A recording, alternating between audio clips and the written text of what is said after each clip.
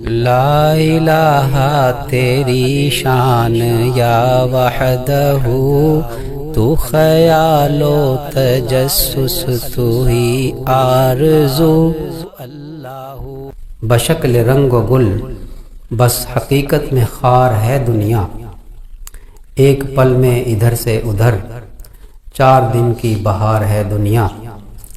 زندگی نام رکھ دیا کس نے، موت کا انتظار ہے دنیا۔ جگہ جی لگانے کی دنیا نہیں ہے، یہ عبرت کی جا ہے تماشا نہیں ہے۔ اللہ نے ہمیں تھوڑی سی مہلت دے کر دنیا میں بھیجا ہے، اور اس مہلت میں اللہ نے ہمیں کچھ کرنے کے لیے حکم دیا ہے کہ تم یہ مختصر سی زندگی میری مرضی کے مطابق، میرے حکم کے مطابق گزار لو، اپنے نفس کے خلاف کر لو، نفس کی نہ مانو، میری مانو۔ وَأَنِ اعْبُدُونِی ھذا صراط مستقیم، میری عبادت کرو، یہ ہے سیدھا راستہ۔ اللہ تعبدوا الشیطان، عبادت شیطان کی مت کرو، شیطان کی نہ مانو، اور وہ تمہارا صریح دشمن ہے، تمہارا کھلا دشمن ہے، کھلا دشمن۔ تو یہ تھوڑی سی زندگی تم میری مرضی کے مطابق گزار لو، میری چاہت کے مطابق گزار لو، میرے حکم کے مطابق گزار لو، اور میرا حکم مشکل نہیں ہے۔ اللہ نے لا یکلف اللہ نفسا الا وسعها، اللہ نے کوئی حکم ایسا نہیں دیا کہ جو انسان کی وسعت سے بڑھ کر ہو، طاقت سے بڑھ کر ہو، کوئی حکم ایسا نہیں ہے۔ یہ نہیں ہے کہ سر نیچے ٹانگیں اوپر کر کے عبادت کرنی ہے، نہ اللہ نے کوئی مشکل نہ، بالکل ساری عبادتیں آسان۔ اللہ نے خاص طور پر اس امت کے لیے آسان عبادت، بالکل آسان، ایسی عبادتیں اللہ نے اس امت کو دے دی ہیں کہ وہ بس ایک رات عبادت کر لے تو اسے 1000 مہینے کی عبادت سے زیادہ ثواب اللہ دیتا ہے۔ نفیسی صاحب اپنے ابا حضور کی طرف اگر ایک دفعہ محبت کی نگاہ سے دیکھ لیں گے تو نفیسی صاحب کو ایک حج کا اور عمرے کا ثواب ملے گا۔ مشکل ہے، کون نہیں کرنے دیتا؟ نفس، شیطان یہ نہیں کرنے دیتا۔ یتیم کے سر پہ شفقت کا ہاتھ جس نے رکھ دیا نا، اس کے ہاتھ کے نیچے جتنے بال آتے ہیں اللہ تعالیٰ اس کے نام اعمال میں اتنی نیکیاں لکھ دیتے ہیں۔ کیوں جی؟ مشکل ہے، کون نہیں کرنے دیتا؟ جی ہاں جی۔ بہترین گھر وہ ہے جس گھر میں کوئی یتیم ہو اور اس کی کفالت کی جا رہی ہو، اس کا خیال رکھا جا رہا ہو، بہترین گھر ہے وہ۔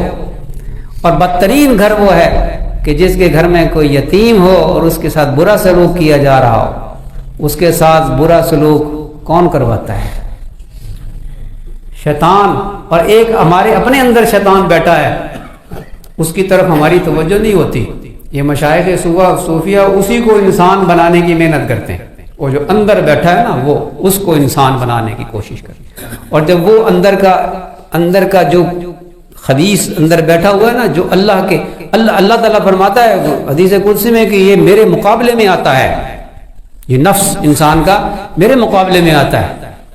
اس کو انسان بنانے کی محنت مشائخ صوفیہ فرماتے ہیں۔ یہ انسان بن گیا، اندر کا انسان، حقیقی انسان بندہ بن گیا تو پھر یہ فرشتوں سے بھی بلند مقام حاصل کر لیتا ہے۔ اس کی پرواز بڑی اونچی ہوتی ہے لیکن یہ بڑا مشکل ہوتا ہے۔ ہاں، یہ نفس انسان کو کسی کے سامنے بچھنے نہیں دیتا۔ اس نے مجھے یہ بات کہہ دی تھی، میں اس کی شادی میں نہیں جاؤں گا۔ شادی تو کیا، آج کل اتنا تکبر ہے کہ یہاں تک کہتے ہیں کہ میں اس کے جنازے میں نہیں جاؤں گا۔ اتنا تکبر کیا چیز ہے جو جھکنے نہیں دیتی؟ یہ انسان کا نفس ہے، اور جو مٹے ہوئے ہوتے ہیں اللہ اکبر کبیرہ۔ حضرت امام حسن رضی اللہ تعالیٰ عنہ کے یا امام حسین رضی اللہ تعالیٰ عنہ کا قصہ ہے، ان کے ایک باپ شریک بھائی تھے، حضرت علی رضی اللہ تعالیٰ عنہ کے بیٹے، یہ حضرت فاطمہ رضی اللہ تعالیٰ عنہا کے بطن سے تھے تو وہ دوسری ماں سے تھے۔ ان دونوں کا حضرت حسن رضی اللہ تعالیٰ عنہ اور ان دوسرے جو تھے آپس میں کچھ اونچ نیچ ہو گئی، اور ناراض ہو کے حضرت حسن رضی اللہ تعالیٰ عنہ چلے گئے۔ انہوں نے پیچھے سے بھائی نے خط لکھا کہ جی آپ میرے بھائی ہیں، باپ شریک بھائی ہیں، لیکن آپ کی ماں نبی کریم صلی اللہ علیہ وسلم کی لاڈلی بیٹی تھی، میری ماں تو ایک چرواہے کی بیٹی ہے، آپ کے نانا جو ہیں وہ رسول اللہ ہیں صلی اللہ علیہ وسلم، اللہ کے محبوب ہیں، میرے نانا تو ایک چرواہا تھے۔ ان کے خوب فضائل بیان کیے، آخر میں لکھا کہ آپ ہر اعتبار سے مجھ سے افضل ہیں، اور آپ یہ جانتے ہیں کہ جو شخص معافی مانگنے میں، صلح کرنے میں پہل کرے وہ افضل ہوتا ہے۔ تو آپ کو جو ہی میرا یہ خط ملے، میں یہ چاہتا ہوں کہ کہیں ایسا نہ ہو کہ میں معافی مانگ کر اس کام میں، اس فعل میں آپ سے افضل ہو جاؤں، آپ سے فضیلت والا کام کر بیٹھوں، میں نہیں چاہتا۔ میں یہ چاہتا ہوں کہ اس کام میں بھی آپ مجھ سے افضل ہی رہیں، جو ہی آپ کو میرا خط ملے تو آپ مجھ سے معافی مانگنے کے لیے تشریف لے آئیے، تاکہ آپ افضل ہی رہیں۔ حضرت امام حسن رضی اللہ تعالیٰ عنہ نے خط پڑھا، اور آپ اسی وقت اٹھ کھڑے ہوئے اور تیز تیز چلتے ہوئے اور آ کر اپنے بھائی سے معافی مانگی۔ اللہ اکبر۔ میرا خیال ہے بھول گئے ہوں گے کہ غلطی کس کی، بھول گئے ہوں گے کہ غلطی کس کی۔ سنیے، اس کو کہتے ہیں فنائیت۔ جب تک فنائیت حاصل نہ ہو اس وقت تک اللہ کی معرفت حاصل نہیں ہوتی۔ یہ میں نے تھوڑی سی گہری بات کر دی، غور سے سنیں اس کو۔ علم اور چیز ہے، معرفت اور چیز ہے۔ علم والے بہت ہیں، معرفت والے بہت کم ہیں، اور معرفت حضرت مجد الفسانی رحمۃ اللہ علیہ نے لکھا اپنے مکتوبات میں، معرفت فنائیت کے بغیر حاصل نہیں ہوتی۔ جی ہاں، مٹے ہوئے تھے، اس لیے تو معافی مانگنے میں دیر نہیں کی، اور ہمیں کون سی چیز معافی نہیں مانگنے دیتی، ناک کٹ جائے گی۔ وہ کون سے بزرگ تھے، انہوں نے معافی مانگی اور پھر فرمایا بھائی ذرا دیکھنا میری ناک ٹھیک ہے، کہ ہاں جی حضرت ٹھیک ہے، کیوں پوچھ رہے ہیں، کہیں کٹ تو نہیں گئی؟ کہ نہیں حضرت ٹھیک ہے۔